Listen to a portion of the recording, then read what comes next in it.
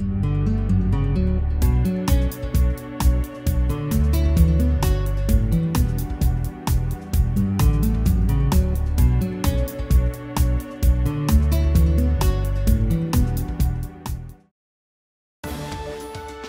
Berlin Board of Education, committed to continuous improvement.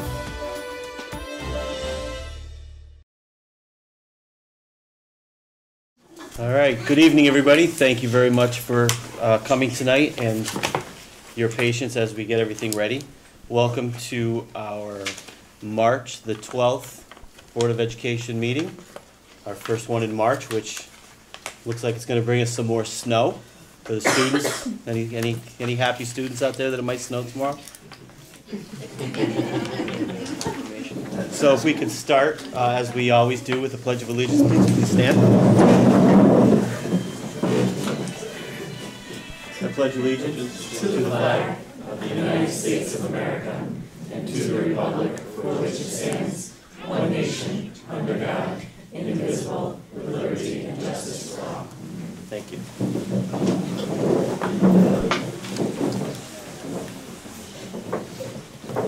So we have a pretty full agenda tonight. I see we have some special recognition. I think we'll hold that all the way to the end so that we have an audience all night long. Everybody's laughing. So for special recognition, I'll turn this over to Brian. So with Griswold, we have Tim. Okay. Hubbard is Karen. And Willard is Jamie. Okay. All right. Yes, for a Berlin Bravo program, I'd like to have Principal David Kitzman, Assistant Principal Megan Sorois come forward.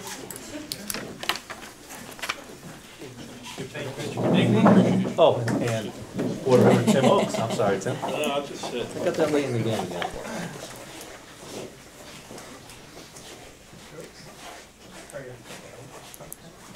Good evening, everyone, and welcome. Good evening, board members.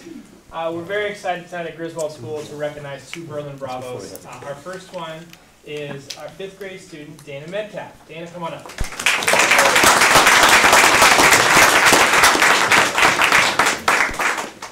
So Dana is a 5th grade student at Griswold School, and her teacher, Mrs. Waseline, nominated her. Unfortunately, Mrs. Waseline is at her father's birthday tonight, and she sends well wishes, though. She wishes she could be here. Luckily, we're videotaping this. Okay. Dana works hard to build in herself the habits of mind to support her own personal growth. She has adopted a growth mindset and sees challenges as something she can overcome by trying her best and utilizing a variety of strategies. For example, she uses the strategy of stop, think, and act when faced with a challenge. Recently in PE class, she was attempting to climb our rock wall. If you've seen our rock wall at Griswold School, it's no small feat. Dana, I think Ms. Wesleyan told me, used to be a little bit scared of the rock wall, but she used her strategy, and she was able to get over halfway up the wall, which is further than I could get. So I'm pretty impressed by that. Dana also loves to help others. Her calm, nurturing manner makes her a good friend, especially with some of our friends with special needs. She stays true to her classroom promise of taking care of others. Dana is joined here tonight by her mom, her sister Jasmine, who's a freshman at BHS, and her grandparents. And I know you're all equally as proud of Dana as we are. In her spare time, Dana enjoys dancing at the YWCA in New Britain. She participates in ballet, jazz, and her favorite, which is tap. This is her 5th year doing dance, and she's currently preparing for a big recital in April. In school, her favorite subject is writing, specifically realistic fiction, my favorite genre to read. And this one really touched me. I asked Dana today, I said, Dana, what do you want to do when you grow up? She took a few minutes to think about it, and she came back with, I want to be a special education teacher. And that really fills me with joy. I'm happy to hear that. Then I said, what are you going to miss most about Griswold School? Because she'll be at our middle school next year. And Dana, again, thought about it, stop, think, and act, using her strategies, and she said her teachers. We're going to miss you too, Dana. Congratulations.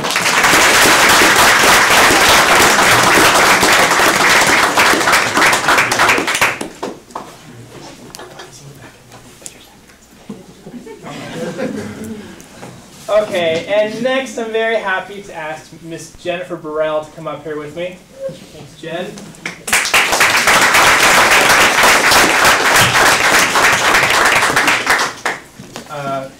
Burrell does not like the spotlight on her. So So if you all turn around. Nice to have more colleagues here to join you tonight. Good. So Ms. Burrell was hired as our school psychologist at Griswold School in 2007. In the past 11 years, she has exemplified at the Griswold spirit, and she helps our small community really feel like a family. I'm new to Griswold this year, and I'll say that it was Jen and many, many other staff members who helped kind of bring me into that school family. It's a very special place. She works with some of our most struggling students and builds in them a skill set to be successful. This starts with a genuine relationship based on trust and respect. She meets with students independently, in small groups, for lunch. She is present during morning drop-off, afternoon pickup. She's in classrooms, she's conducting observations in the cafeteria and recess. I could go on and on with the many things she's doing, but she most importantly helps her colleagues implement plans to help students. She truly cares about our kids, and she does whatever it takes to help them be successful, and many times that means helping other adults, and so we really appreciate that in Jen. Unfortunately, the national conversation about schools right now is about school safety, and school safety at Griswold School, at all Berlin Public Schools, is the most important thing that we do. But recently I was speaking to a group of parents, and one of them asked me, what do we do to ensure that our students are safe? I could have gone on and on listing the many things that we have in place for school safety, but the first thing that popped in my mind is we build strong relationships with kids, so that students have someone to turn to, someone they know and someone they trust. And Jen Burrell jumped out at me as one of those people who builds those relationships. So Jen, we really appreciate what you do. Thank you very much. I'll stop talking because I know I'm embarrassing you. Congratulations.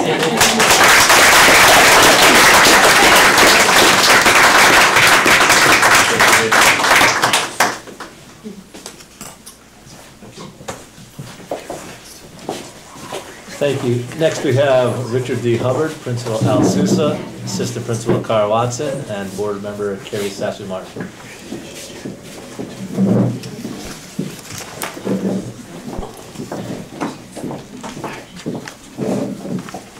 Good evening, everyone. First, I'd like to congratulate all of our award recipients this evening on some very well-deserved honors. Hubbard School is proud to present two students who will be receiving Berlin Bravos tonight. And our first award recipient is Mr. Brody Andrew.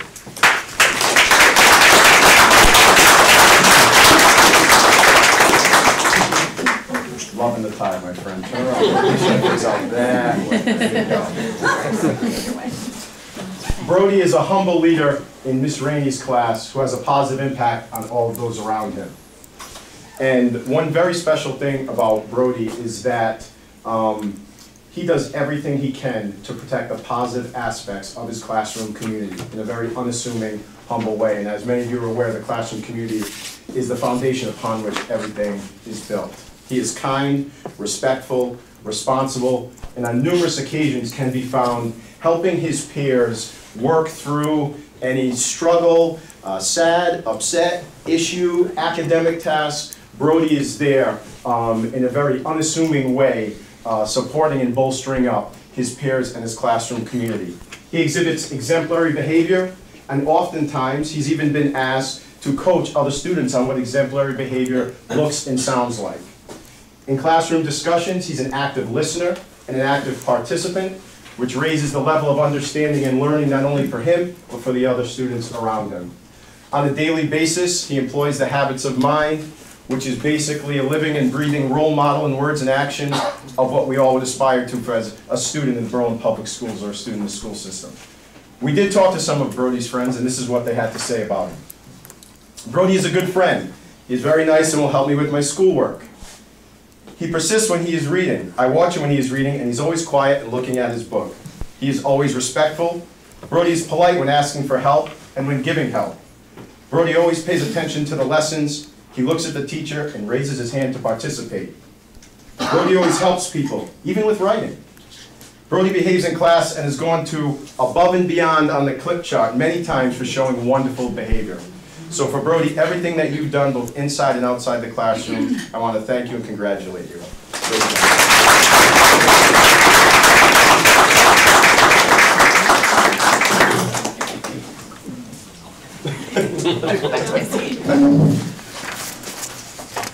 Our second award recipient this evening is Ms. Caitlin Guerres.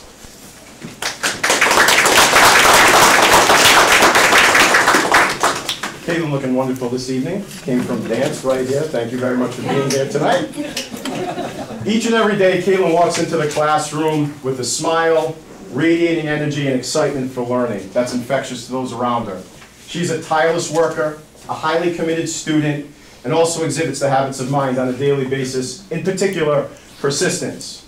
And if you think about it, three things that we always have control of in life is our effort, our attitude, and our approach to adversity. And when coming to a challenge, and specifically in math and telling time and elapsed time, Caitlin has applied the habits of mind and that strategy insofar as her effort has been 100% and unwavering, her attitude has been positive and consistent, and her approach to adversity has simply been to persist and to be resilient. And if it was that easy to do, everyone would do it without a problem. But she has done that, again, in both her words and actions. She is a role model for approaching a challenge and trying with the right attitude until you succeed. And her attitude and dedication has been an asset to her classroom. We spoke to a couple of students about Caitlin, and they said, Caitlin is very kind and respectful to everyone. She always tries her best at everything she does. Caitlin is always willing to help other people. Caitlin works hard and listens well with understanding and empathy. Caitlin never gets mad or frustrated when something doesn't go right. Caitlin is caring, honest, and respectful. So for Caitlin, for your hard work, for your example that you set for everyone every day in your classroom and for Hubbard School, I want to thank you and congratulate you for coming.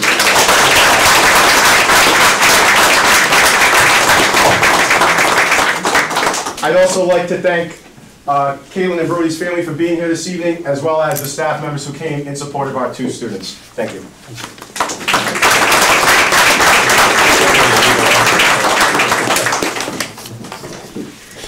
Next, if we could have Principal Matt Correa, Assistant Principal Megan Royce from Willard School, and Jamie Miller. Sorry, Jamie. Hey everyone, thanks for joining us for our Bravos this evening. At Willard School, we have two students we're going to recognize this evening who have just gone above and beyond, and we are so, so proud of them. Our first being a kindergarten student, London Mason. London, come on up.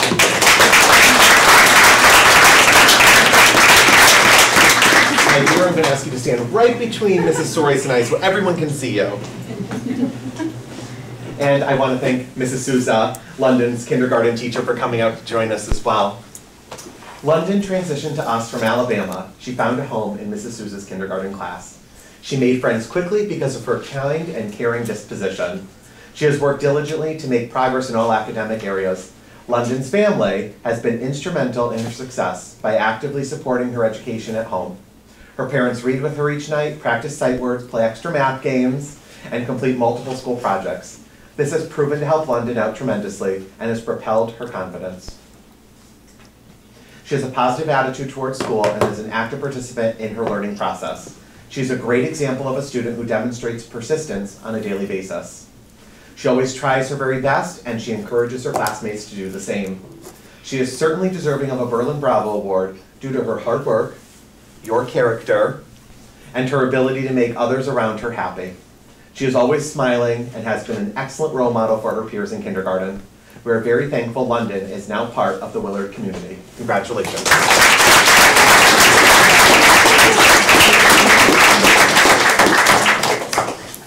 Roll tide.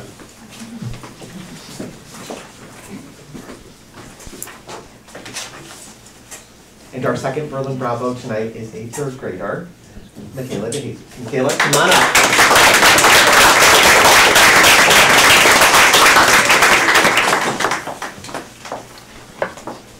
In addition to your family joining us tonight, as you can see, Ms. Frascador and Mrs. Volz are here to support you and to cheer you on as well. Michaela has demonstrated significant academic and social growth this year since starting third grade. She works hard each day, which is evident by her many successes so far this school year. Specifically, she has grown 4 reading levels in September. I mean, that is amazing. She too works diligently on improving her decoding and unknown words while she reads.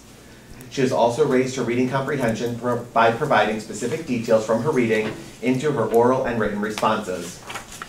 When it comes to math, Ms. Frascador shared, it is a pleasure to watch you rise up to the challenge. She will not stop until she solves a mathematical problem or equation the best way that she can. It's a pleasure to watch her in the classroom as she never gives up, she persists, and she always tries her best.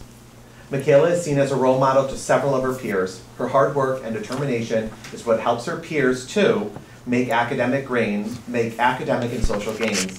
Michaela's positive attitude allows her to achieve any goal she sets for herself. People love Michaela Willard, and they're so proud of her growth. Congratulations on your Berlin Bravo.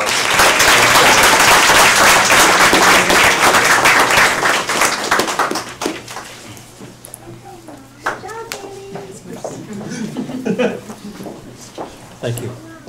Congratulations, everybody. So tonight is also a special celebration. The members that you see in front of you are strictly volunteers on this Board of Education.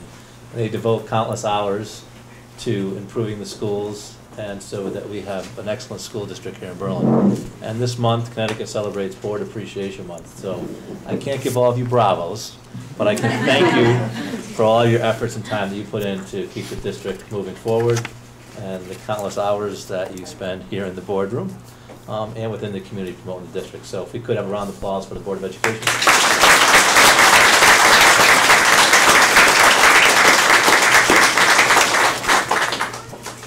Thank you, everybody. We do it for them and for where they will be in the future. So that ends our celebration portion of our meeting. We're going to take a brief recess here. There are cookies over there. Please help yourself because otherwise we have to eat them later. What's that? And cake. Oh, apparently there's cake. Bonus. Alice has a big cake, so please have some cake with us, and we'll reconvene it after 10 minutes. 10 minutes. And we are back. Next up on the agenda. Just if you want to be back then. Look at all the people that we have to talk to now. Next up on the agenda, we have our committee reports and correspondence to the board. Report of student representatives. All right, I'm up. Looks like you're up. Yep. So this Wednesday, March 14th, students at the high school are going to be participating in a class walkout. If they want to, it's optional. The gathering is taking place in the gym, not outside the school. That's why we're calling it a class walkout, not a school walkout. It will be a non-political act of student activism. So there's going to be no political opinions being voiced at this gathering. Students and staff who choose to participate will come together for 17 minutes to honor the 17 who died in the tragic school shooting of Majority Stoneman Douglas High School in Parkland, Florida. A necessary staff-led conversation about the shooting will take place during these 17 minutes, with students able to volunteer and speak for themselves. Also on Wednesday, the high school will be hosting a unified basketball game for those affected by multiple sclerosis. The game starts at 2:30, and it would mean a lot to the unified team if we got a large turnout. Even more on Wednesday, the BHS All Night Grad Committee is running a fundraiser at Zach's Burgers and Shakes near Bella's. Between 4 and 9 p.m., 15% of all orders will go towards the seniors' graduation party. What day is that again? It is the 14th, yeah. Other than this eventful Wednesday and the snow, everything is normal at the school. We had a huge success at the musical. Winter sports are coming to an end, and the spring season's just around the corner. Excellent, thank you, Alex. Nothing about the basketball playoff game? Nah, now we lost. Yeah, you know what? All right, I was the official scorer for the game. It was incredibly exciting. It went to overtime. It was in Southington. It was a very fun game to watch, and you guys played your hearts out. And it was you don't want to lose, but if you're going to lose, it was not a bad way to end the season, putting everything out on the court like that. Congratulations on a successful season. What does spring bring for you? Track. More laid back. Oh, as a former track guy, that kills me to hear. Compared to football and basketball. Thank you very much. If you don't mind me asking, your thoughts on the walkout on the classroom walkout on Wednesday? No, I think it's going to be a great event. It's an option to participate. I am personally choosing to participate because I do think something needs to happen. So action needs to be taken by our government. We need stricter gun laws, in my opinion. But I think it also starts with the students. The students have to be nicer to each other. The gun rights aren't really going to solve anything, because if a kid really wants to cause harm to someone, they will find a way to cause it. So we need to be nicer to each other. So I think that's how we solve these issues. Thanks, Alex. It appears we don't have any committee reports. I do have a couple of things. Go ahead, Tim. Jake and I presented to the Board of Finance last Monday. I think they received it fairly well. We didn't have a lot of questions from them. A couple of questions on per pupil spending and the value or lack thereof of that metric. I don't know if we've heard anything back from them or what their thoughts are, but like I said, it was a good presentation to receive. To answer your question, at this point, I've not heard back from the Board of Finance. I know that they are, I believe they're meeting next week to have discussions. Might be actually tomorrow night. My weeks are all messed up, so it's either tomorrow. It's tonight. Oh, it's tonight. Actually, Yeah. it's tonight. Yeah. It's tonight. So I would expect we'll have some kind of a number Sure. that they can come back to us with. Okay. And, oh my God, you guys, oh my God, the play, and if you were there, that was the opening song. Phenomenal. Just phenomenal. So if you didn't get to see it this year, obviously they're done with the run, it's one weekend. You have to make a point to go next year. I don't know what it's going to be, but Tyler Boyle did a fantastic job with that cast, and it was off the charts. There were fireworks at the end, not combustible fireworks, they were just paper ones, but I mean, there's literally fireworks every night. So really, really good production. Excellent. Thanks, Tim. Correspondence to the board? No correspondence. No correspondence to the board. All right. So we will move to audience of citizens. Sir? Can I speak?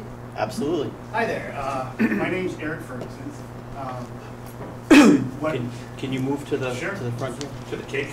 And we also need you to state your address. No, I live at 50 Laurel Drive, which is over in East Berlin. Now, what I want to talk about goes with what Alexander just said here about the walkout. Thursday evening, I received an email. I have one child in McGee and one in Hubbard.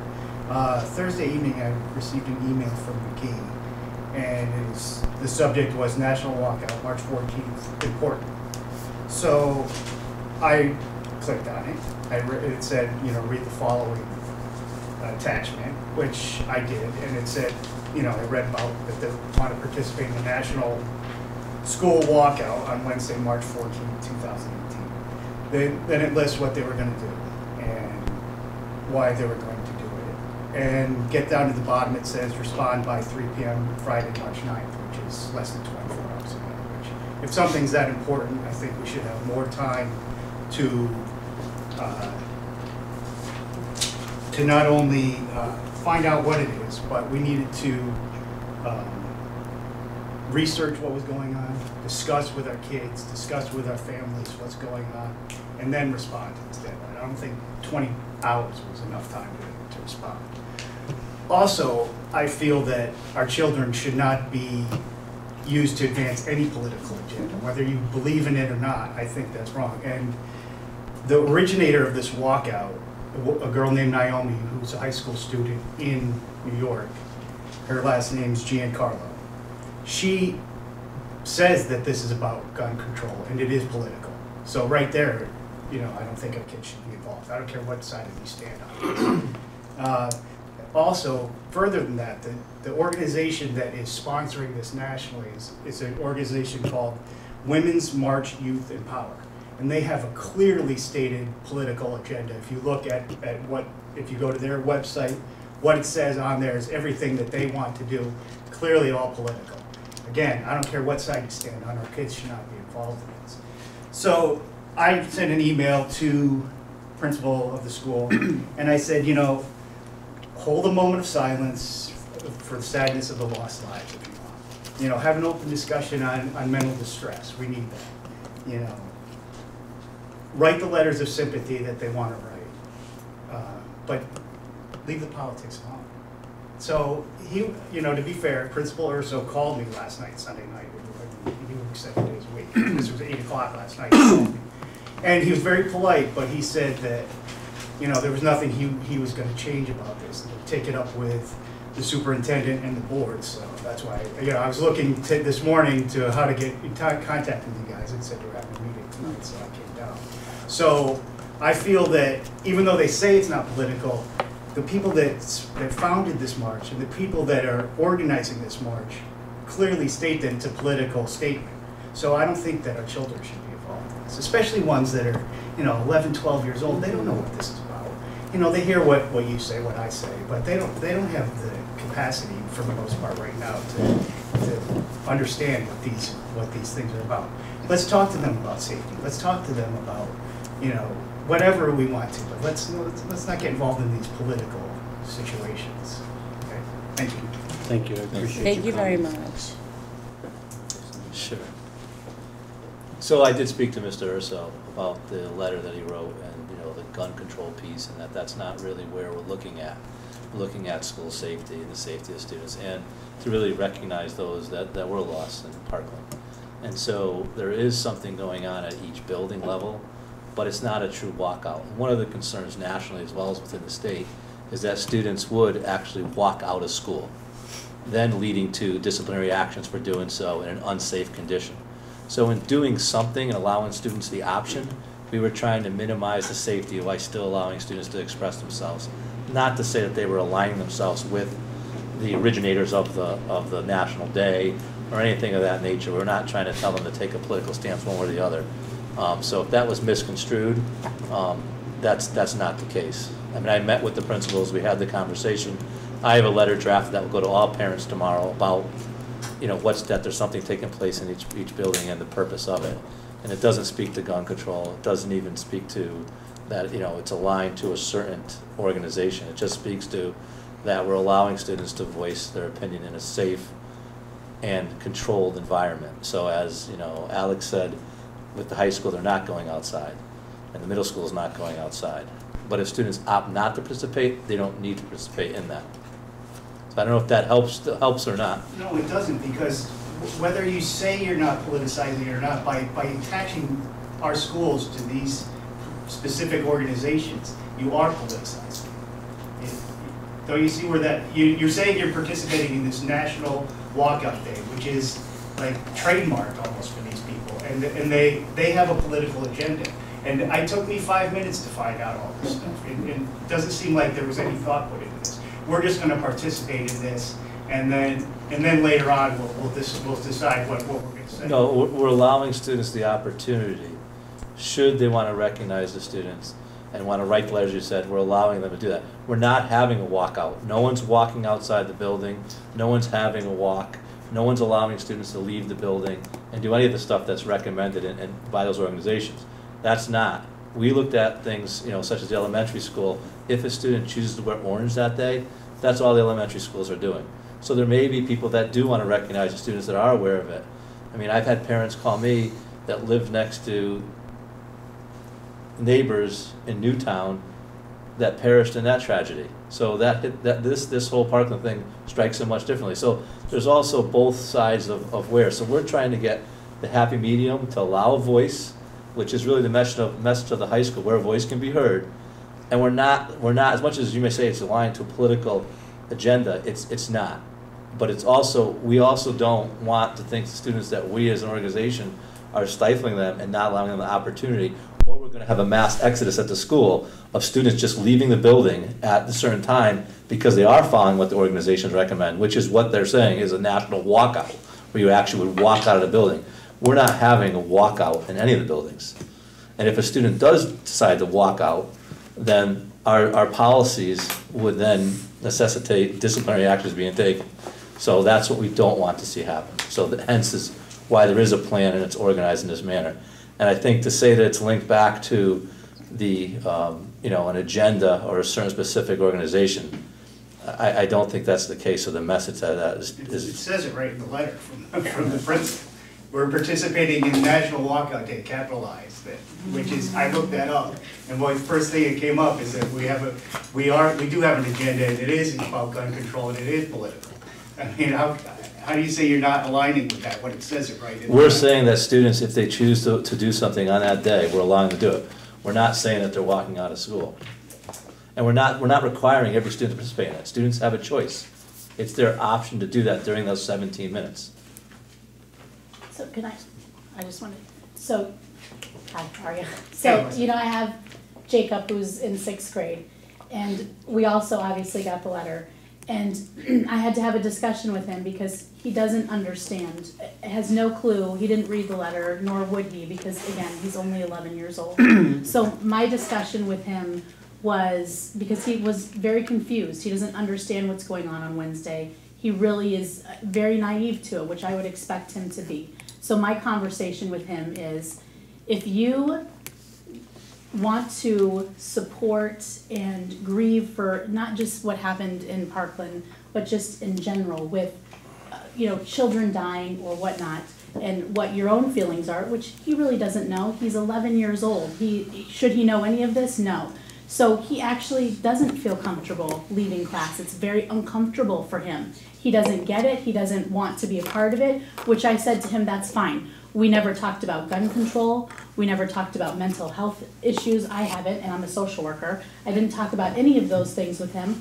I agree with you when you read about those things, because Joe and I talked about this, that you can construe it as a parent in so many different ways. So in order to, I think, keep the children safe, because, as you well know, people have different opinions. You've got people on this side, on that side, in the middle. So it becomes very difficult, I think, as a parent and as a child and as educators to make sure that people can express themselves and do it in a way that is safe. But it's really a conversation that probably should happen in your own home, first and foremost. And then, thankfully, they have that decision at school to whether participate or not, which is a great ability to do, to have that, So I absolutely understand what you're saying. Jacob had a very difficult time understanding it. I don't expect him to, so he's choosing not to participate in it at all. And we just didn't go into the political component of it because he doesn't get it, and nor would I expect him to for actually probably a couple of years. So that's how I handled it. I understand that it's upsetting, not just to you, but to several parents, because I've definitely heard people have come up to me to talk to me about it. But I think it's a good conversation for parents to have with their kids and to talk about what you believe as a family and, go with it from there. I mean, you might not agree with that, but. No, I talk with my kids about it. I know you do. Yeah. But that's another thing that I know several kids. I coach several different sports in town, and I know a lot of these kids personally, and they have no idea what's going on. They were told they have to wear orange, and they don't know what that means, and so there wasn't enough discussion with the kids. Not even my son, who I think is very bright. I mean, he's one of the smartest kids I know, and he didn't even get a clear discussion of what this walkout that they're talking about meant, or what the orange was. Nobody told him until today, and he decided not to participate. I left it up to him because I trust his judgment. I think he's a very mature child, but for kids, not everybody I don't think has the comprehension that my son does, and they weren't given clear instructions about this either. That's another problem I had with this. Can I ask a question about it? This is the first time hearing about it. Was it something, I know at my high school the students wanted to put this on and the students went to administration. At the middle school, did students go to administration or did administration push this? At the middle school, I met with the elementary principals 3 weeks ago and was very clear about it being an option, and it was just if the students chose to wear orange, they were sending home to the parents, If they chose to express themselves that way, they could. At the middle school, students actually came to administration and were interested in putting something together. And this is what, working with collaborative with administration, the parameters that they were given was that there were options that students were not required to participate, and it would be strictly up to the students. They also looked at bringing the students, that sixth grade would be meeting together, seventh grade together, because we recognize that the maturity levels of students and their understanding of this level is different at each grade level or even within a grade level. And we didn't want it to be a huge distraction to learning. Those were some of the parameters that were put in. You know, Mr. Urso sent out his letter.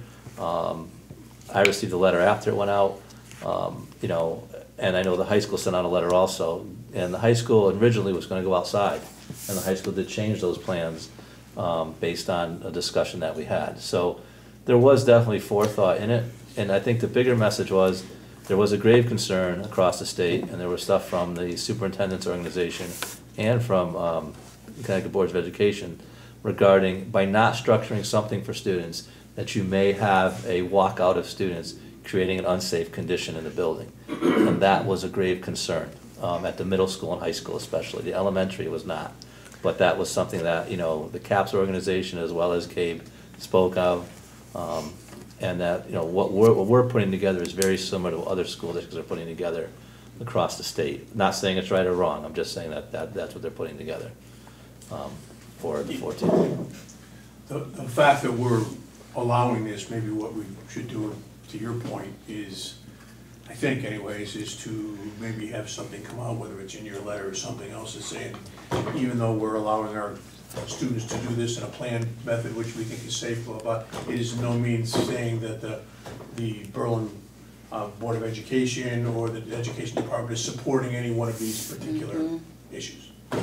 You know, they say if you're not, because if somebody's going to think that we're supporting these issues because we're allowing the kids to do it, from a board standpoint, then we just have to say we're not. Yes, I have a letter drafted here set to send tomorrow that states basically that to all parents from the district. Yeah, I just want to say, I mean, thank you for bringing this up. I mean, I think, it's clear the idea is to allow the students to express themselves in a much safer situation than actually walking out. It sounds like it's the right thing to do. I think perhaps what we need to consider, you know, going forward is just communicating it better to the parents and the students exactly what we're doing. Not requiring the students to support some type of a program, but again, allowing them that opportunity to do it in a safer way. And I think, you know, obviously to that point, and I think the communication going out forward could help explain what exactly is going on. My concern was that, you know, in this letter, it states that you're participating, that you're aligning yourself with this particular statement of national walkout, and they have an agenda. And it doesn't say that we don't have an agenda here. It says that we are participating in this, and they have a specific political agenda. And I don't care what the political agenda was. It could be something I agree with. It could be something I don't agree with. I don't want my kids being put in that. And another about being voluntary or not. What kid's not going to want to leave class for an hour? Right. Whatever. I mean, when I was in 7th or 8th grade, I would have left class. I don't care what it was for. If it was, you know, to get shots, I would have been fine with it. But you know, why does it have to be this day? Why can't we have our moment of silence on Tuesday or Thursday or whatever? Instead of specifically aligning it with this cause? So as much as you're saying that, there's the other side that's going to say that if students walked out on this day, if they believe in that cause and they want to walk out, then that's on them or their parents. You know, but it's not about the cause. And it's if my about kid the doesn't safety. participate, is he going to be looked down upon by all his classmates? You know, is he going to be singled out as being, you know, callous or being pro-gun or whatever because he doesn't participate? I don't want that to happen either. And I agree with you totally on that. But it's also, you know, as I said, there's also a sense of safety of students that would opt to walk out of the building in a day, regardless of the repercussions or the consequence of it. And you may say, well, that's those students. That was the message that was communicated and the position that was taken. That's why you're going to see that Berlin Public Schools is not alone in what they're planning on that day and why it's on the 14th, so that we're not going to have students potentially outside the building who could be in harm's way. So that, I'm giving you the rationale why it was that day. And I'm telling you, it does not mean that we're taking the position with this organization, even though you may say that because that's what his letter said, that's not the rationale. The rationale is that there was a concern that students would opt to walk out on their own because their voices weren't heard. So instead of doing it in that format, we gave them an option or an opportunity to have their voices heard on that day in a structured manner that's supervised and controlled, where we know students will be safe, and that is our priority. So I'm just giving you a rationale why we did it. And you might say because we're following this agenda, that I'm saying that's not why we're doing it. So. Okay. Again, we thank you. Thank for you.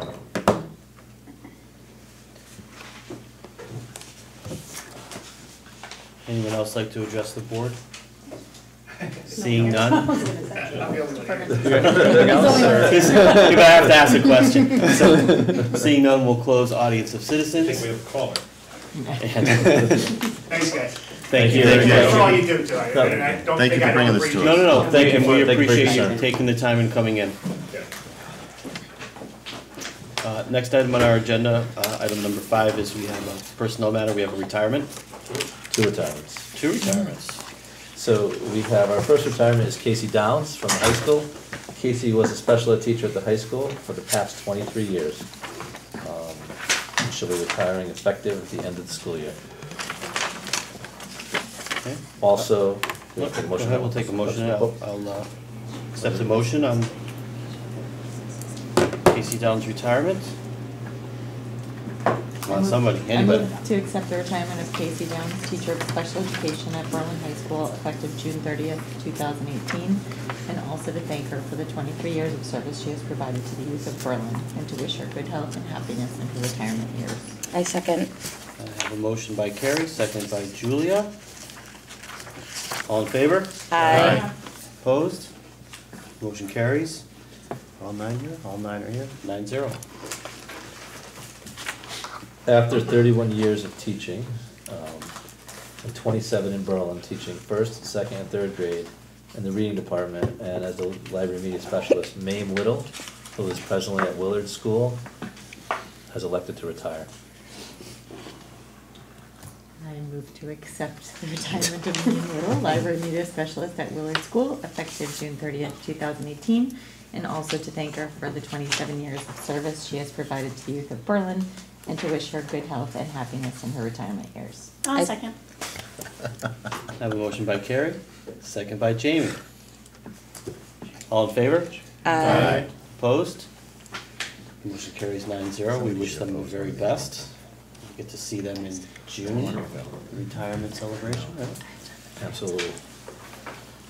We'll move along to the consent agenda. Would anyone like to add or remove anything from the consent agenda? Any discussion regarding the consent agenda? Robin Evans is very interested in making sure that we pass that VHS DECA trip, because they had to register today, so. Oh, so we should not approve that? So we should put that on hold? No. We'll put a hold on that one, okay. Hearing no request to discuss the consent agenda any further, I will I'll entertain a move motion. to approve the consent agenda as presented. Second. Motion by Jamie, second by Fred. All in favor? Aye. Opposed? Motion carries 9-0. Okay, next up, we move to new business, item number 7. Facilities-related updates. I won't be afraid to ask. Well, we have 2 updates. One is from the PBC on past Thursday. So some of you may or may not have been at the town council meeting on Tuesday, where a motion was put on the table to have the town council, I don't know if direct is the right word, but request that the PBC go out to bid for wrapping the ductwork that was tabled. So on Thursday's PBC meeting, they decided to go out for a consultant to ensure that the ductwork was installed properly before they take any further action on the ductwork. So that I understand this. Tuesday, the town council tabled the directive for the PBC to go out to bid to have the ducts wrapped. Correct. And on Thursday, the PBC voted, chose, whatever the word we want to use, to hire a consultant to verify whether the ductwork was installed properly or not. And that's where it stands at this point. Correct. How much does that cost? I think they were doing time and materials, so I don't necessarily know that it was a flat fee rate. For the consultant, was that your question? Yeah, for the consultant. And the second update I was, imagine it can't be too much on the consultant though, because it's really, you know, look over here and see the whole, I don't know, there's some consultants that are quite pricey. oh, indeed. Well, could I ask, Go ahead. did they give any explanation? I mean, are they looking, is the consultant going to find out if the original installation was correct or They- incorrect so they can claim against somebody's EEO? Or what, Correct. for what, was that the rationale for it? Okay. Fun times. so that's where that one was. Okay, and then we went to the state of Connecticut, Friars Associates, Doug Solik and myself on the security vestibule project. We can move forward, we're almost moving forward for the bid process. However, in an email that was sent from Barbara, I can't remember Barbara's last name, from the Department of Office of School Construction, is a nice bolded note at the bottom of her email that says, please note. No funding has been approved for this project. We are on the priority list. We are an approved priority list project. However, the General Assembly has not voted on any funding as of this point in time. So this is the school safety vestibules we've been talking about for 3 years now, I Yeah. think. Mm-hmm. We are on the priority list because clearly we have a need, Yes, but because the state legislature hasn't acted upon. their money, Yes, nothing's been released yet. So it's correct. moving forward but on hold. Yes, and so when I spoke Not to. what we want to be hearing when we're talking about school safety and all of those things, but That's actually a normal process.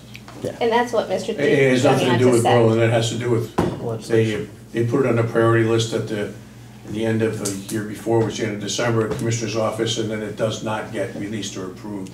Nobody that's on a priority list, even people that are building new schools and have funds on a priority list, don't get the approval to do anything until the end of the legislative session. So Which you're should- just in with the rest of them, that's all. we're in with the rest of them. Okay. Just wanted to let you know. Nothing personal. Nothing personal. Okay. Thank you, Eva. You're welcome. Item number B, school security. Ryan?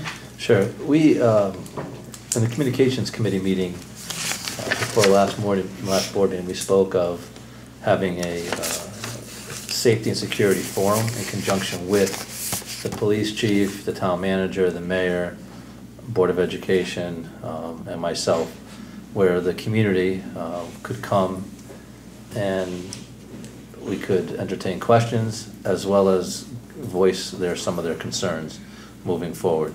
I spoke to Jack Healy last week. We think that March 19th, next Monday, would be the most appropriate day. I put a call into him today. I'm waiting for him to get It back. says April 19th. Yeah, there was Says a April. correction that went out in the email. So it is March 19th. We were looking Yeah. at March 19th, but I did receive an email over the weekend from Jack.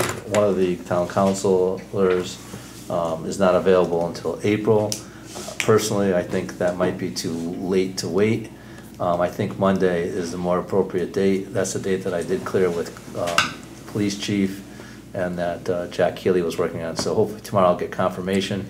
I have a press release ready to go to the newspaper to offer that forum. So the thought is that we would put together a brief, a few slides from the board, what's currently in place, what's taking place. The town would do the same, and then we offer a Q&A session for the community to voice, and we'd be able to answer questions that they have. What So, time? We were thinking 7:30. The only reason why, there are some conferences, I believe, tonight, or a meeting, because of the meetings would allow people to get there at 7:30 at the high school.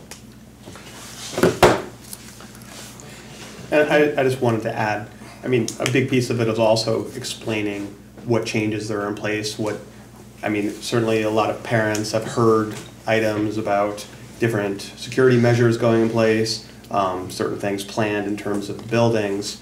It's a good opportunity to explain all those things to. But that would be on parents. those introductory slides. Exactly. That's what the board would have on our slides. The town may be taking initiatives they'd have on their slides. That would be kind of the opener, and then allow the community to ask questions beyond that. And even addressing some of the issues that we've had, the possibilities of additional police presence, what that really means or what it does not mean, the idea of getting ahead of that. Yep. Is there time to get anything into the Citizen about this, to push it out? If I could, it was already actually in the Citizen on their Facebook page that it's ready March 19th, a quote by the mayor.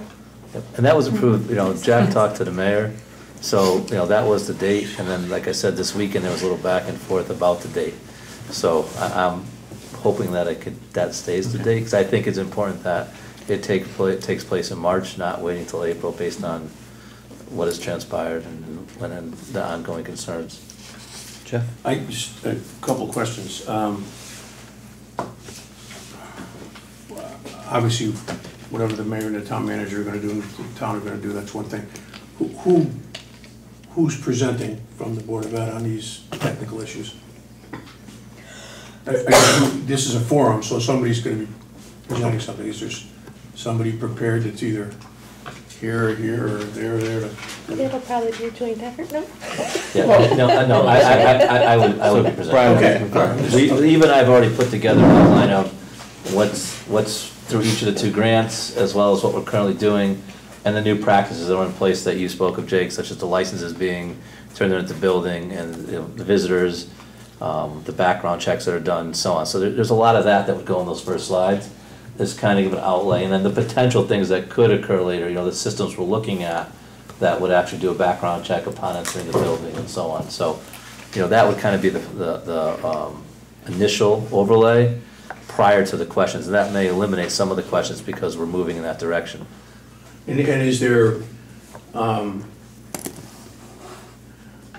I don't know what the presentation exactly is, but is there other cost estimates or anything put into this, and anything in the future, whether it's funded, whether it's, because those are the questions that are gonna come up. Right, but I think we know what's funded through the grants, or hopefully funded through the grants. The other items, I think people want to know dollars, and I think we're gonna get example, people are gonna make suggestions, and we're not gonna know the dollar amounts. Some of the suggestions on the phone were, bulletproof glass throughout the high school in the front. I have no idea what. Stuff that comes from the crowd. Oh, yeah, it's gonna come from the crowd. I'm just talking about the things. Oh, for our stuff, yes. We have the different security systems can range from, $15,000 to over $60,000 for the system, depending on what you purchased and how in-depth you want that system to be. But we haven't approved anything or recommended anything yet, so we're just saying, these are things we're considering. We're looking at, right, moving forward. These are considerations moving forward. I think we need to say, funding being an issue. That's why I think it's important to have the town there also, because, where are the funds gonna come from? So, some would suggest, even the SRO being back, those funds, it's been said that those funds to have the SRO back at the middle school, it's X amount of dollars in overtime to do that. Right, so I guess, I don't have a concern, but I guess my thought is that if the Board of Ed and the Education Department is involved in this, we're gonna talk about the kind of things that could be there, should be there, may be there, but may not be there. Okay. That could be an interesting question and answer and an interesting chain close to that meeting. I guess I'm concerned about that. The second thing is that I might be dreaming about this, because who knows, I could forget a lot of things. Don't we have a security study that has been done on our buildings? Okay. We have a plan. Okay, so once again, my question is that the kind of thing we're presenting, which has a security plan? We wouldn't share those plans. We would state that we have one. We would state that we would not share the plans because, and the police wouldn't share their plans exactly what happens, because should there be a need to it, the larger public wouldn't know until there's a need for them to know for safety reasons. So if it meant that, hypothetically, that if you're at McGee and this happens, they may shut down the road, and they know where they're gonna shut down the road and where they're gonna exit the students. They're not gonna tell us that, So we can say there is an emergency plan in Okay. place. Okay. It has been vetted by a consultant that we worked with, but we're not gonna share exactly what that plan Okay, is. that's an emergency plan, that I clearly Right. understand. I'm talking about the part of the study that talks about what should be done in the buildings. That's part of the plan that Brian is talking about. So every 2 years, they have to do a security audit or an audit of the schools. So it was just done recently. So yes, those are parts of what developed the school security grant. That takes into account other things also. So yeah, but we don't want to sell what our shortcomings are either. So we do Okay. want to discuss. I understand that, implementing. but we're gonna be asked whether we have a plan, and what does the plan say, and not the emergency part of it, I Right, but- understand that, but- but what are we doing? We're about gonna it? say that some of the things we're moving forward within the grant come from Some that plan, of them right? So we're gonna say that some of the things come forward. Now, my concern is that there'll be other concerns that aren't in the plan that are gonna be brought forward. And then I think, it's better to have them brought forward in a manner where everyone hears what they are, and then there's a determination whether those should be addressed or not. Right? So like, let's said, the high school having bulletproof glass in front. Right. Is that something that's feasible, is something that should take place, I mean, there's other issues, such as, I've had phone calls to say that there should be an SRO in every building. And I don't know if people would come out and say that at this meeting or not, but I think it's better to hear what the expectations are. Clearly, I mean, the input is gonna be great. I'm wondering what happens when we go, what is the Board of Ed recommending in this scenario, because you guys are in charge of the security of our schools. That's where I'm at. So, that's why I'm wondering what the end of the meeting is gonna be like if we don't have a recommendation, or if a recommendation may be, here's a plan, we're gonna go with it, or our recommendation is we're gonna think about all these things and get back to you. That's really, I'm not at all criticizing, I'm wondering where we're thinking I'm going with this. I think the plan is that we currently have these pieces in motion because we know there's a need, and we have those listed. The new items that come forth that we don't have in the plan, we acknowledge them, we obviously take our notes, and then we come back as we do that safety plan every year, and there may be new pieces that we want to put in, or there may be some credibility to what people suggest. Right. But I think that's a decision, and, there may be a need at some time to hire a consultant, a safety consultant, to then be the one to say, that as we do the audit every 2 years, these are the things that we're recommending at this time in your buildings. Such as, McGee never had those ballards for years. Those were brought in just recently. The number of cameras in the building, we had very limited for the last 10 years. Now we're upgrading those. The film on the windows. So all those pieces are recommendations that came out recently that we're doing. So, based on the input that people have, we may need to sit with a safety person to look at it and create a new plan over the next 2 years that are gonna get done. I mean, Right, but some of the recommendations are in the initial security and safety plan that we already have. Right, and we're doing those, through the grants and so on, Okay. the door, so for instance, we had doors that didn't lock, and they had to go outside to lock the door at McGee for years. That was a recommendation to change. Well, those have now since changed over the last, I don't know how many years it's been since they've done that, but those were changed. The locks at the high school, the way the doors locked, have changed. We're looking at changing the door handles on the doors where they have two U-shaped handles where they could be chained. So now we're gonna put one. So that, we're slowly making those, but I don't think we're gonna be able to say conclusively to people, we're gonna be able to do all this. We're gonna take it in and then come up with a strategic way of what's reasonable. And people may say, well, it's all reasonable, but I think, there's only so much funding. Well, that's gonna have to be Well, said. I think to your point, I think to your point, though, it's valuable to take from that security plan the things that we've installed or implemented and highlight those, which, we've got certain things, I'm sure, that are already part of this presentation. But the door locks and this and that, all those little things go to the point of, we had somebody suggest a number of things to us. Here are some of those things that we've done already. Here are some things that we continue to do. And there are some other things that we aren't going to talk about yet because they're security things. And there's recommendations that change all the time. They change, what's best practice doesn't stay the same. So. Right. I think it's all about the balance of that. So I think Tim's exactly right. I mean, there's a lot of things that people may not be aware of that has already been done to make their children safe. And by no means is this, hey, we don't know what we're doing, tell us what your suggestions are. This is actually just a information exchange and information update for everyone. All these steps that are going on, have been going on, and potentially what they're going to see in the future. And I think again, a great example is just the increased, a simple thing like increased police presence. That was misunderstood. I think this is a great opportunity to get in front of that and talk about what that actually means and what it doesn't mean.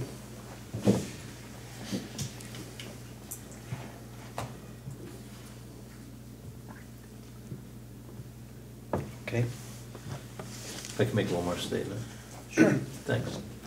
So in the number of phone calls that I've received, my thought, and as I expressed to Jake and Tim in the communication, if we don't give the community a place to voice their opinions, they need that forum to be able to voice what their concerns are and to let the town and the board know what those concerns are. So I think this is an opportunity to do that.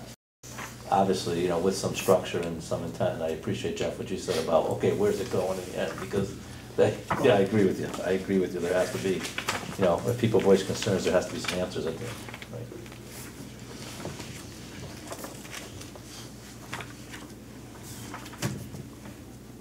Good. I'm done. Okay, next item, the proposed school calendar for 2019 and 2020.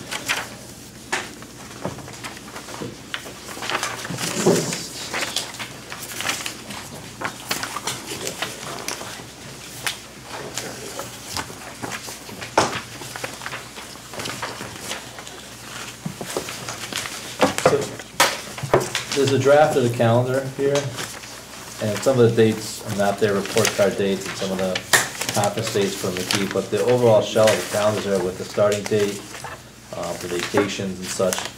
If you choose to adopt the calendar, does not mean we should not bring it back for changes. The only concern is when you start making changes once it's public, people start to plan vacations and things around that calendar, which makes it difficult. So if there's a lot of discussion on it tonight, you may want to, have the discussion and bring it back to another meeting and with potential changes. I think one of the most notable changes is the elimination of the afternoon professional development, which changes probably for many people in a very positive way that they don't have to make. Is that definite? It's in the key still, they're just not in No, the calendar. Exactly. We didn't actually put the calendar in. So if what the board is saying, that we've been eliminating the half PD's days by one every year, we've been decreasing it. So are we putting those into this calendar? Well, I have it circled. That's open. Yeah. That's open for discussion. Okay. And that's why we didn't see them. This next year, we have them at the end of the year on the last 5 days. Right. The high school teachers were not thrilled with that because they give finals and grade finals on those days. But from the standpoint when we created the schedule, it seemed to make sense because students' intention at the end of the year is not what it is throughout the year. So to have those days at the end, where there still can be new learning for teachers, it made sense. I know from the community that the half days are difficult for parents because they need to find daycare and so on. I've heard it in the community. I would love to see, the thought is we'd love to have more full days. So that may be something to talk about, the upcoming negotiations and things to put those in. And typically we've given back the board the last couple of years, the last 3 days, which are the 181st, 2nd, and 3rd day, were supposed to be students' days, and those were given back to teachers in the last 2 to 3 years, I think all 3 years. So that was giving the teachers actually 3 full days. So if you take those 3 full days and you back out the half days, a half day or a shortened day, 3 shortened days equal a full day. So if there was a way to, keep the full days at the end for teachers and then take away the shortened days, I think it's better for PD anyways. I just want to understand what you're saying when you say you give the 3 days back to teachers. Are we saying that in 18-19, which we don't have in front of us, there are the 3 days after school ends are set up as full day PD? No, in 18-19, it's similar to, I have it Okay. of it. It's very similar to what it was this year. It's one less half-day, but you don't, there's teachers, students are still going 183 days, teachers are going 188 days. So those are the difference in days. So what's happened the last few years, Rich, is state requirement is 180 days. Mhm. So those last 3 days that were supposed to be student days, the board has voted to give those days to teach, make them teacher days, so students only went 180 days. And typically it's because we've had so many snow days that, we're going so late in the year for students. So in those cases, the teachers get 8 PD days at the end instead Right. of 5 and just push it up a little. Right, exactly. They get 3 of those days, which are 8 full days. Yep. So what I'm saying is, in the future to look at this, and we're going 2 years out here, if there's a way to make those PD days and do away with the half days, they're still getting around the same amount of time. But you're not losing any PD. One of the concerns I had about this year's was something we talked about before, which is the 4 snow days that this allowed us as a buffer really wasn't good enough. 4 is a norm. Right. And so all of a sudden, we're bumping graduation, we're bumping everything else that goes a full week without really enough of a buffer. I wonder, my thought process is that maybe there would be 2 or 3 different calendars that we could look at and discuss in an A, B, or C scenario, rather than picking apart this one and saying, let's have this day, not this day, and then going back and forth on. Is that a possibility? Absolutely. What's the, I know we follow the CREC calendar, correct? Well, you used to have to follow the correct calendar. That's no longer in place. The state had everyone following the calendar. You're no longer required to follow the correct calendar. Is this a CREC calendar? It's similar to correct, but it's not identical. Okay. I was just wondering what the benefits of following the CREC calendar Well, they did is. that because they thought it was going to be transportation savings for all of the choice students. So that's why they designed to have those meetings to get similar days. But there's, you have variability. So no one else is going to have Berlin Fair Day off. So Right. every district had, I think, up to 4 days they could have unique on their calendar. So it didn't work as well as they thought. So this- I could definitely put together 3 different calendars. I could put together, if your board so sees it that you want to take away the half PD days, I can look at taking those away. Whatever. Has there been any thought given to doing a 4-day President's Weekend instead of 5? Having maybe one of those be PD, like have the kids go to school on the 14th, for example, and maybe do the 18th as a PD to get 1 extra day of school built in so that don't have our backs against the wall for snow days. We could look at that. We used to have a full February vacation. I This know. was put in place probably 5 years ago with the shortened weekend like that. So we definitely could, we could look at something like that. The biggest thing is you like the PD days more up front, so that the PD is impacting the instruction that's going on for the year, or towards the end, because in that, then you're getting prepped for the next year. Towards the, it's difficult whether, so if we had a lot of PD in May, yeah, that would give us flexibility to have school those days, but it's not as relevant as having May, right? So that's the issue. But we could, look to, we also could put in that, April vacation after so many snow days, where we know, like next year, we want graduation to take place, in 2 years, we want it to take place on the 14th, right? That's when we probably have it, correct? Figuring the last day here, graduation would be on the 14th. So, if you have so many snow days, do you have graduation, do you put it at, 66, on the 21st, right away?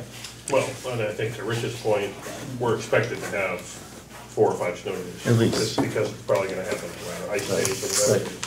So this 1920 calendar sets up again for Father's Day graduation day being the 21st that year. Yep. Just by virtue of it. Is Father's Day the 20th? Next year's. No, this is 2 years. No, but I'm just looking at Yeah, next yes, year's as next well year. would be It the same always falls. scenario, Yeah. yeah. Because it's through the 14th. And if we It wanted to always make, happens to fall. It doesn't always fall. That's the important thing. No, but Yeah, I'm, it doesn't fall when we push it out. no, right. but the way that the, And if we wanted to make changes to next year's calendar, that's possible, we should do that as soon as possible too, so if we're. which, can you tell me again what the objection is to the final week being half days? Because what happens is there's PD involved, Yeah. And teachers give the finals in the morning and they grade in the afternoon. So now you're taking away their grading time at the So high when they're school. full days, how do they grade in the afternoon? When they're full days, they don't have students, so they grade, they have the time to grade. Now we're gonna. Oh, they take- just have students in the morning Right. and then they're just Yeah, grading in the and they're grading afternoon? So Oh, now, that's so now. And that's a big deal when there's essays and lots and That's- lots of that's- essays to grade. That's- And you have a firm deadline of only 2 or 3 days away that grades need to be in and closed. Right. That is a very big deal. And so what I said to him for next year, because they have those half days, that we'll split the difference with them as far as PD and grading time. If we intend, excuse me, if we intend to keep that calendar,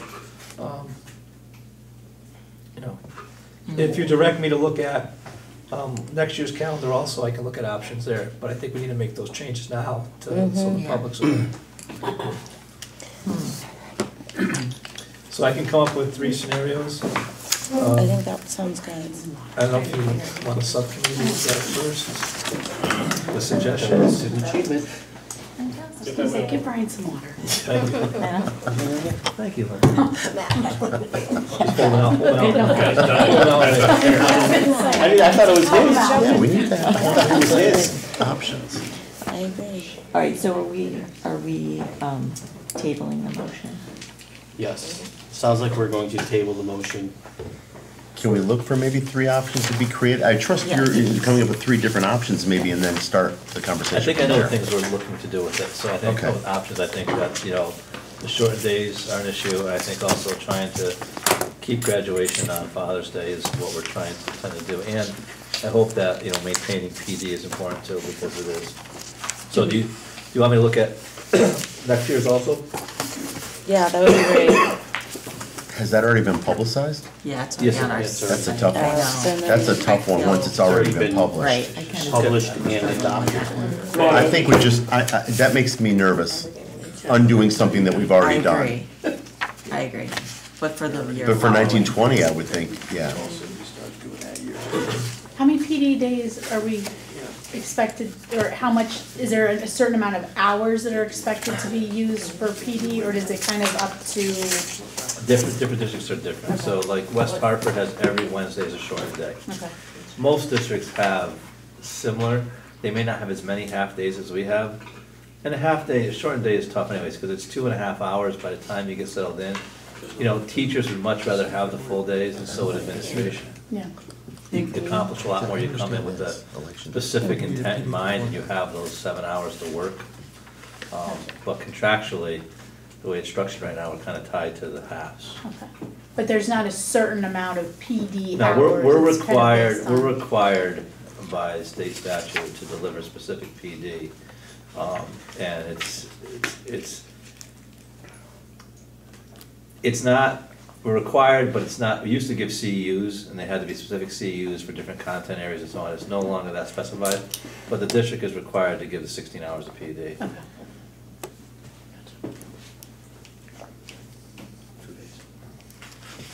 We're more than covering it. So we are going to table the conversation about the calendar for 2019-20. You will provide some options for our next meeting? Absolutely. Okay.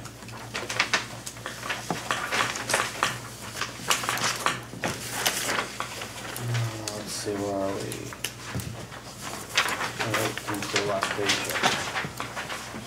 page. We have a policy review and revision, the second reading for the adoption of policy 3541, transportation.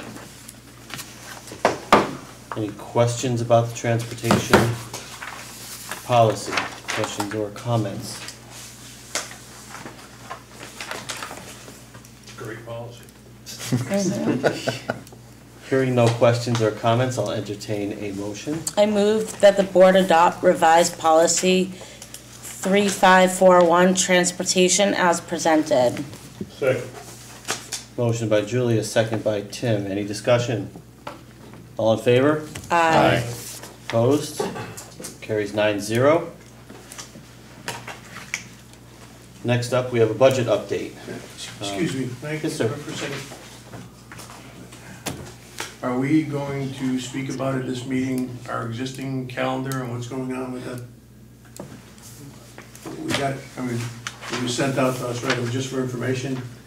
This is the way it's gonna work, is there any deliberations or consideration about whether we want to work this way? Are we taking that up, or are we not, that's what I'm asking. It is not on our current agenda, but we certainly can discuss where, if, you know, Brian can update us as to where we currently are. I'm not trying to get us off track, I just didn't know if you were. I'm not sure there's much we can do about it, other than. Well, I mean, I don't know if that's true, we can do anything we want. So, I know that we wanted to hold without the 2 snow days to keep graduation on Father's Day. Unfortunately, we couldn't do that, so in order to complete the 183 days, you know, we're now on to the 22nd here, that's the new calendar you have in front of you, which means that promotion would have to be pushed back to the 24th. To the 24th. The reason why is, according to state statute, 180 days have to be completed prior to graduation. So with that being the case, we do 183. Monday and Tuesday, seniors will still be required to come to school, which doesn't allow us to have graduation on that date. You know, regardless of what happens tomorrow, there's really no wiggle room. Now, what was discussed before was that, you know, is there the opportunity to go into April vacation? What we published on the calendar here is, if you look underneath, makeup days will be added on to the end of the school year as needed through June 30th. Other districts wrestle with the same thing. And when they've gone back and changed their initial plan, because many districts have this, and they started to take days from April vacation, the issue becomes that you have students and staff that have had vacations planned. So one district, just because it's where I live, if a teacher had airfare or could show they had a vacation plan, then they were granted to use personal time to go during those days. So if we had to take 2 days or 3 days from April to make it work for Father's Day, but you will not have the entire, you know, student body, because people will still go on their trips. So it's really a trade-off in what you're deciding to do. And as I said today, I had a parent call. They have twins at the high school, they're seniors, they'll be graduating. She scheduled a vacation for the family. And she said, you know, changing airfares and everything's gonna be really difficult. Can you change it back? And I said, it's not me, it's really the state. So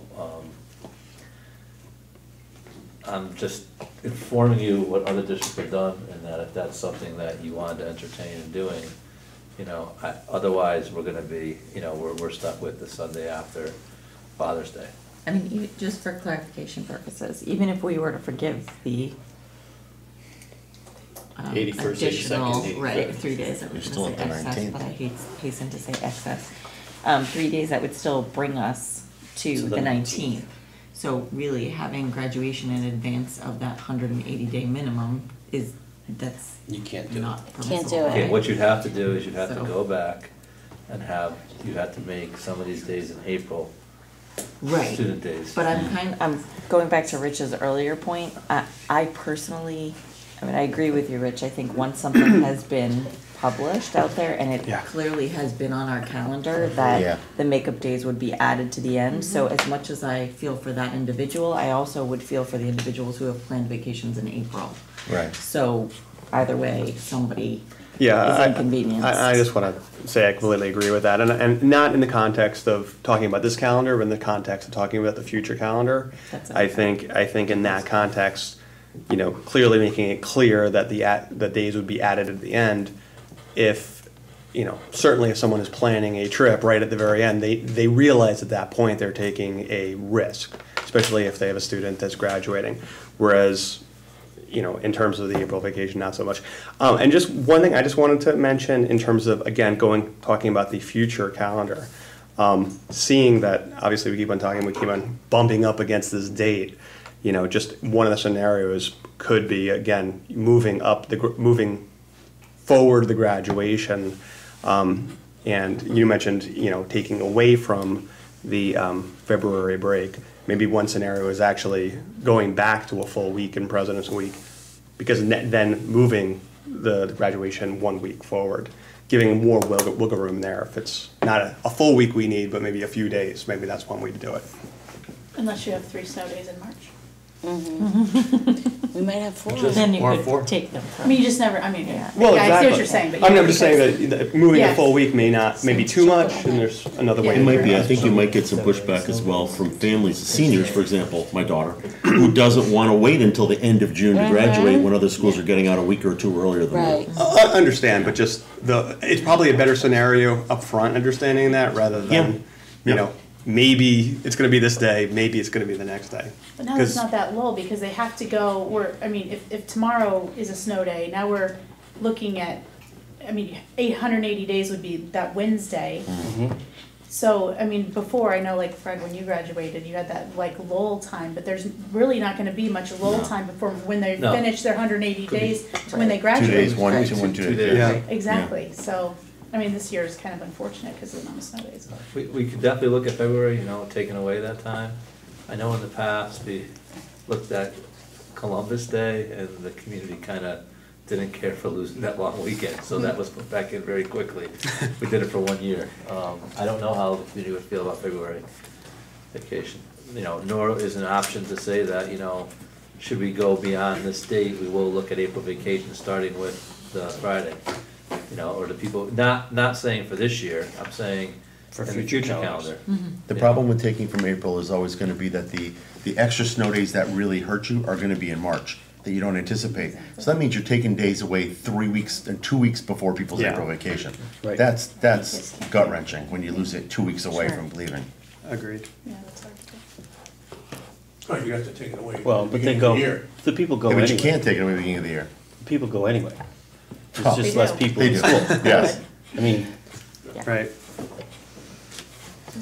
So the people that are running this graduation party that we heard about last year and all the brouhaha, what happened?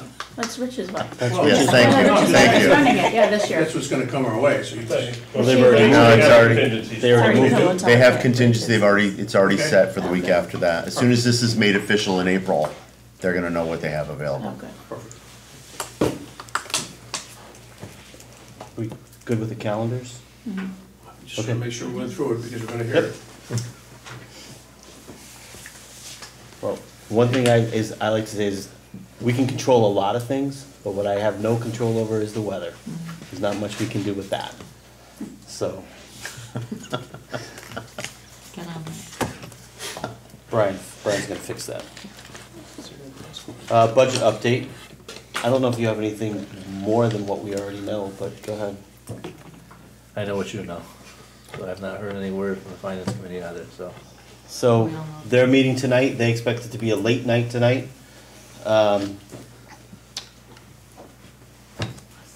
That's all we know at this point. So, I'm sure that our next Board of Ed meeting will have a whole lot more conversation about the budget. Item F, the feasibility study for elementary schools, RFP outcome and anticipated approval of a contract. So before we get into this, I just wanted to bring up a question, that I was under the impression that I was speaking to some other board members about this as well. I thought that we were gonna get all the information and then have all of it presented to us before we had a motion to, enter into a contract with a company. I thought we collectively as a board were gonna see all the information and then we would decide as a board. So I remember that's how it was explained to us when we were asking all the questions. So I was a little surprised when I saw it written out that it's already been decided. And I was also surprised that there was a meeting already. And I think that would have been a meeting I would have been interested in attending and hearing about. So I did ask Matt, and I don't know if I want to turn it over to you now or if anyone wants to answer the question, but I know it was not just me that was surprised by this. So I don't know how I want to answer this. I know that Eva and Tim and Brian did interview the 6 proposals that were brought in. They did that on Friday. And I did not know that was, I did not know that was taking place, but I think that I did not know that simply because I was out of the country. So maybe that's my excuse. That's fine, but I think just. But, and I'll be honest with you, is I don't recall whether we said it would come to the whole board, if it was gonna go through a group, and then a proposal was gonna come to us this way based on what we were asking. With that said, I think it's best for me to turn it over to the three folks that actually sat through the presentations, and they can talk to what they heard and kind of deliberated on, and perhaps that kind of sets everybody at ease based on the information that they provide to us. And then we can go from there. So for the board members who thought that it was going to be something completely different, I apologize. I'll own that for not communicating that well. And at this point, I'll turn it over to you folks to talk about. So where I really came into the picture was with the interviews and the presentation portion on Friday. It was myself, Eva, and Tim that sat through 6 presentations. And the companies here, Antonuzzi Associates, and I give you the price that they gave, and if people want to look at the, I can pass it around and give you the folder here. But the first company, I'm going to pass that down. Their price was $59,600 for their study. We felt that, and Tim and Eva could speak up, but we felt that they did a lot, there was a lot in there, but many of the companies were more on the building aspect of building new buildings. So when we looked at references, we looked at those that had done feasibility studies, because what happens is many of the groups come in and tell you, I worked with this town, this city, and I've done this, but when you look at the fine print and you go through you'll find out they did a window study and they decided on windows in one of the buildings.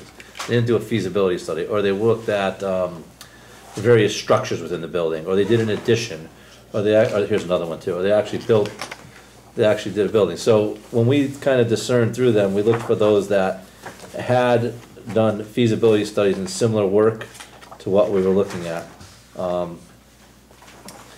Jakunski and Humes, who we've had work on many of our roofs in the district. He resides in town. He's an outstanding individual and a person of impeccable character. So we do like Al and his work, but Al in this endeavor and feasibility didn't really have many districts that he did a feasibility study for. So we did not feel that Al who definitely had he was the cheapest, the least expensive at $24,400. You can also look at my books here. These are his too. Someone else will look at this as Al's. We had Fryer and Associates that have been working with us with the festival work that's slated to take place. We did like Fryer. We felt that they were probably our second choice because they came in very prepared. If you look inside my book when I pass around, they gave us documents that talked about adequate size, as the state has now passed different requirements for the adequate size. And really what he was saying is all of our schools are oversized, so if we had to rebuild the schools, we would not get the same size schools based on the new state requirements, which have decreased the size. But they were prepared, so we thought pretty highly of Fryer. Not that they've done a ton of work with feasibility. Looked at SP&A, Silver, Petrocelli and Associates. If you know Silver and Petrocelli, I know that most of you weren't on the board then, but Silver and Petrocelli is who worked at our high school. They were architects for the high school. We sat in the same room with Silver and Petrocelli, and there was discussion with the previous board about whether to stick with them when we had issues with the high school. So they presented also. They were $41,500. And then Q&A&M. Paperwork out.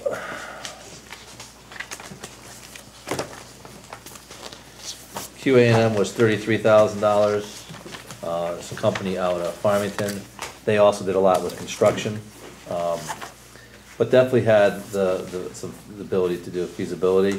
But I think when you're listening to the presentations, some of them very much stressed the building, and they brought interior designers into the meeting and things if we were recreating classrooms and things in that nature. And I really don't think that's the part that we're at right now. The one that we talked about as being the lead, and I'll tell you what I liked, and I'll let Tim and Eva speak. I liked DRNA, and the reason I felt very strongly with DRNA is that there's definitely have done numerous feasibility studies, and the districts that they've done the feasibility studies, they're using them up to 10 years after to have that plan move forward. So it's an active document. I'm going to pass it around to you right now. And here's was the, I got a big mess here, but there was a card that they gave out, which was very simplistic, but I think it spoke to, it says right team, right process, right experience, and points of discussion, existing conditions, enrollment projections, educational programming, generating options, community participation. And that just struck a real chord with me. That's exactly what we're looking for. And the gentleman who presented did a real nice job, had a great, and he said, check my references, I will present and be there, and I will be the lead in those presentations to the community. I will answer any questions as much as you need. And as much as others said they would, some said, we'd like you to be the ones up front though. We'll be behind the scenes. But this gentleman said, no, I'll be the one up front. It's my research, it's my data, and I'll present it. And I thought that was something that would be very important moving forward. So this company had an hourly rate, so they didn't give us a quote. So I did speak to them on the phone. Originally they wanted $37,000 to do the work, and I told them that was too high, and the best we could get done was $32,500.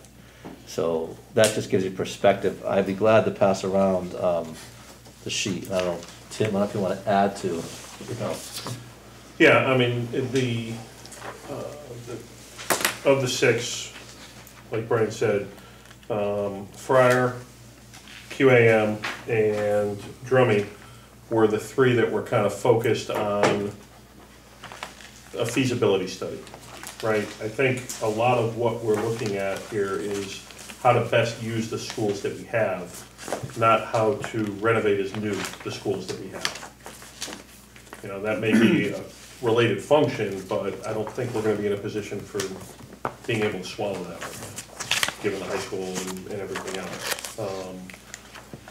So those three went at it with that approach. The other three went at it with much more architectural approach.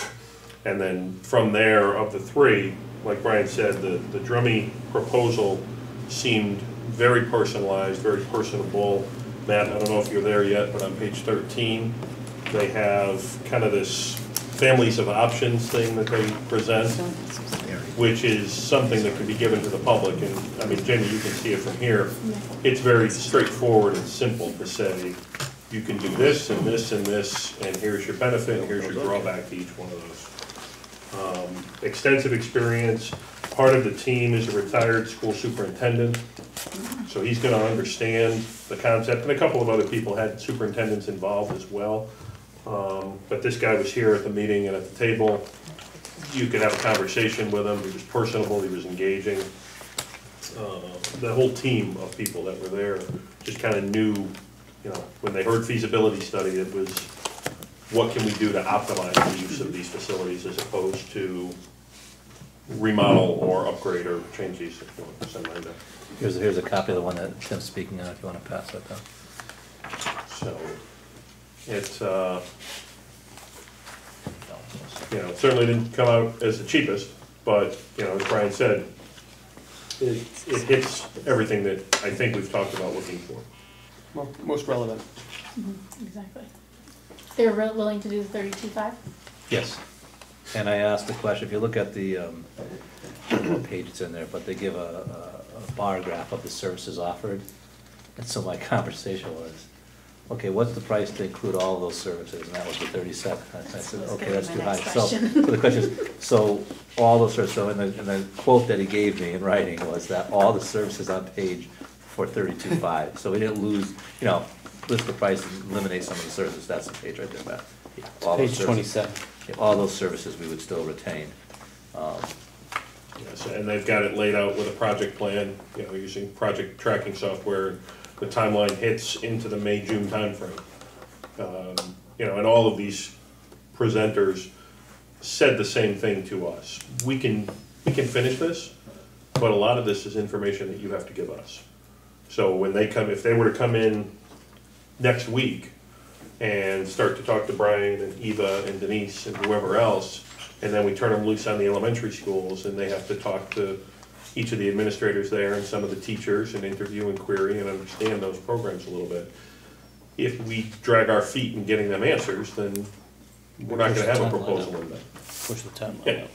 So, we certainly understand that, and Brian has, I think, every ability to push the staff and the administration at each one of the schools to participate and help out. Do we already have all that information, or access to all the information that they're gonna need, or is there anything that we need to do to act on now? I think we have most of it.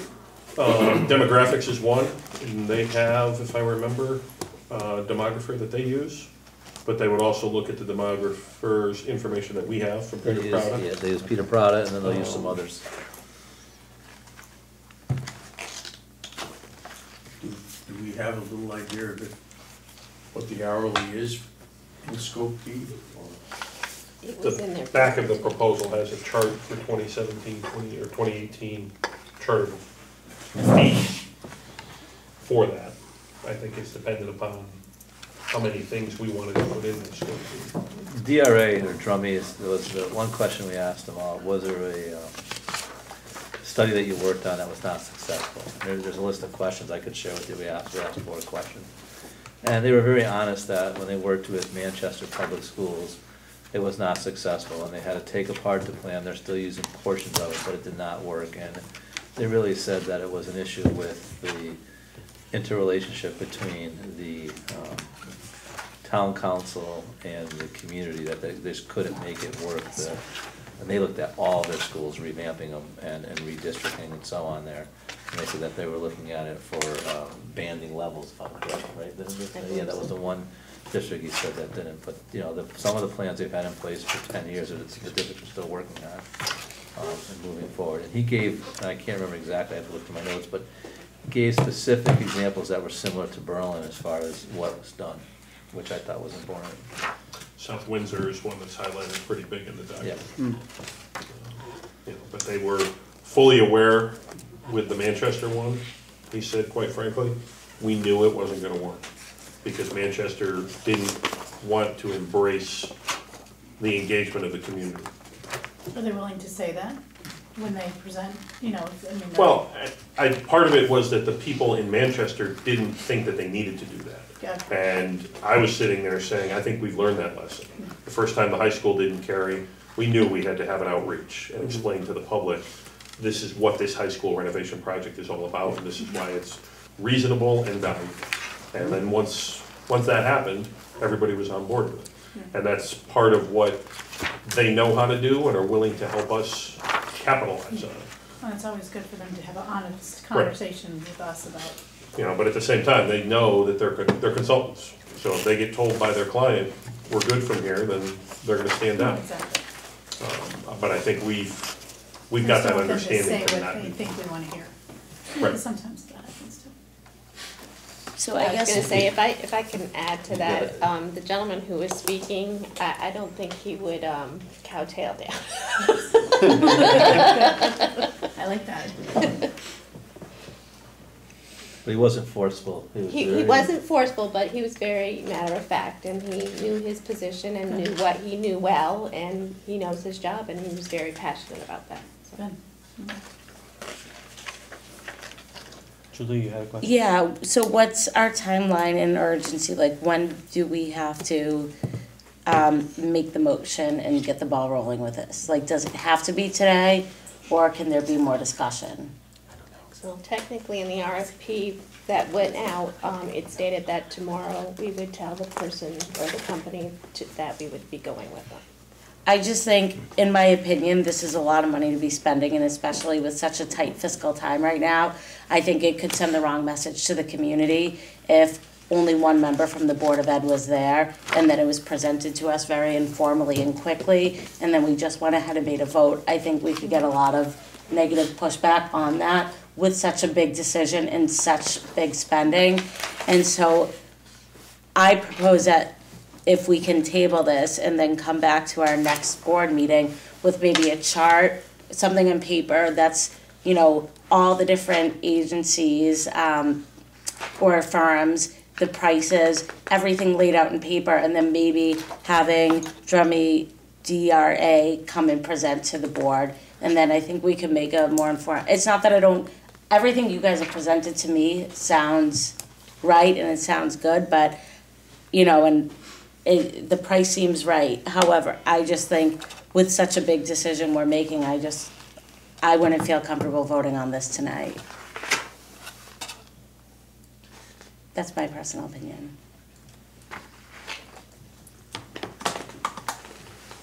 I disagree, but that's just me. I would absolutely vote in support of it tonight, because I think that we need to get it done. You guys were there, you've asked relevant questions, sounds good to me, but that's just a difference of opinion.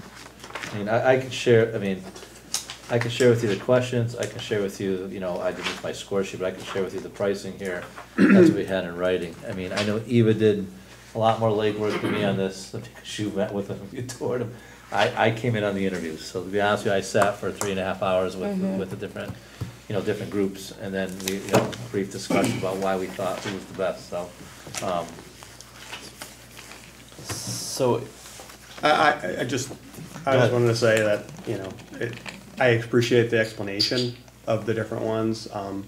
It seems very clear that this one is the right one for us. I think I would be kind of with you, Julia, if it seemed like a real kind of a toss-up, but I think the way you've explained it, and it seems like you've done due diligence, it seemed very clear that this one was kind of spot on what we were looking for. And I think what really, again, stands out to me is that we could do all the studies we want, but if it can't be explained clearly to the public, we're not going to get anywhere. So I think I'm won over by that if they're capable of that, I would have no reservations of approving this. They weren't one of the three, right? We had three names originally that were Correct. brought up, I believe. This was not one. Are any of the three even in the six that proposed? So what happened was NASDAQ, which was one of them, chose not to bid. Malone McBroom, who really does the enrollment portions or the demography portions of it, partnered up with both Antonuzzi and Silver Petroselli. So that might be why the prices were much higher. I can't remember who the third one was. Oh, Friars was the third one. So yes, Friars was, yes. All right. So if our RFP states that the award is tomorrow, Jeff, I'm gonna look for you on this one. If I'm not mistaken, that if we choose not to award tomorrow, technically the proposals we have in front of us may no longer be valid, and they have the option to change them if we don't follow that timeline. Did they say anything in their proposal how long they would keep the price open for? We didn't ask. No, we didn't ask that. Okay. Most of them said their hourly rates were good for the calendar year. I'm just going from the point of award. Authorized, so Fryer said authorized for up to 60 days. I wouldn't be so concerned about that. Okay. I think that any of these people here would hold their thing. I want to chime in just a little bit here. I was not at the interviews but I do have some knowledge of these firms. They're all good firms, by the way. And they all have different levels of expertise. Notwithstanding, like I said, I had a couple of minutes to look at the things, but I can't really speak to that. I will say the ones you recommended, though, if people are interested in knowing something about the ones that the team recommended. Very good at what they do, very qualified. The lead guy, Greg Smalley, who is, I'm assuming, the guy that presented, he's been for years and years one of the best in this field.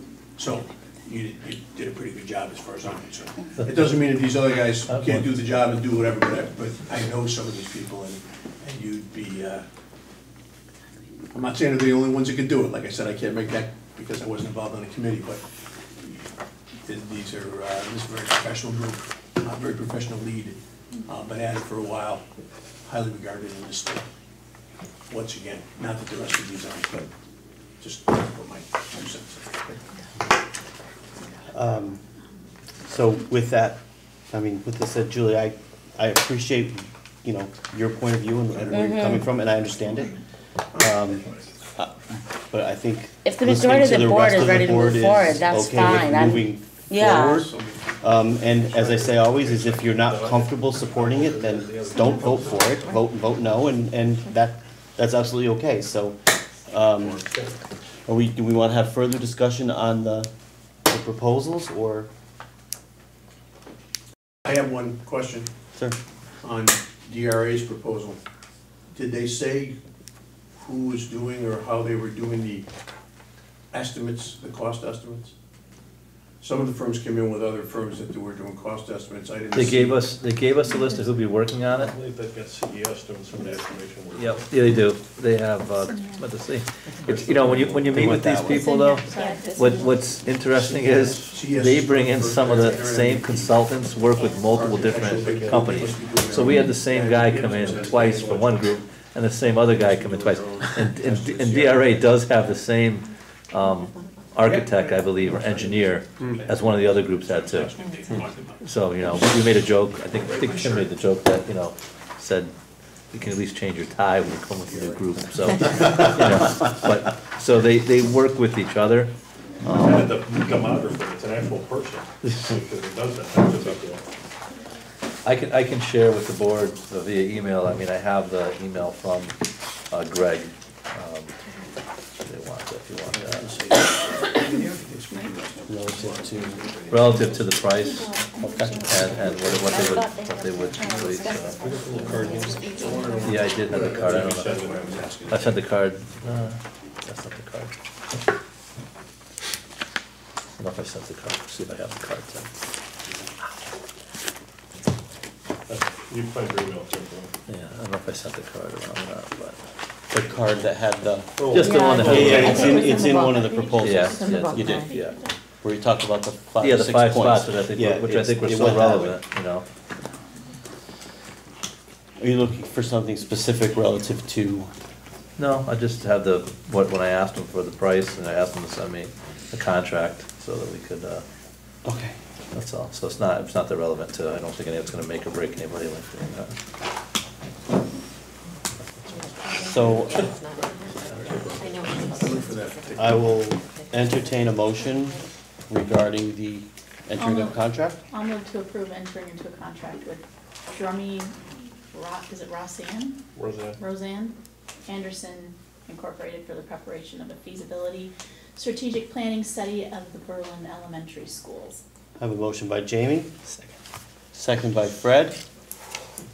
Really? Further discussion? All in favor? Aye. All opposed? Me. I have 1 opposed. Julia? Okay, motion carries 8-1.